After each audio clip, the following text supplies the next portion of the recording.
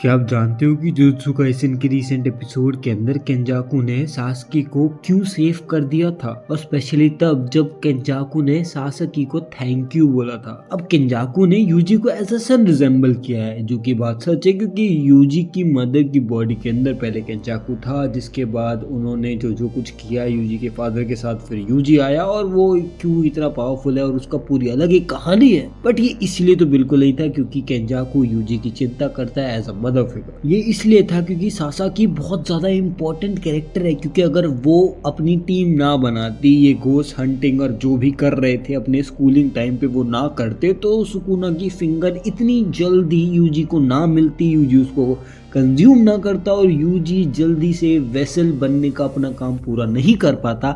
इसीलिए केंजाकू ने सासाकी को थैंक यू बोला था। बाकी इसमें आप क्या सोचते हो कि मदर वाला एंगल ठीक था या जो मैंने बताया वो ठीक है? मेरे को एक बार कमेंट सेक्शन में जरूर बताना।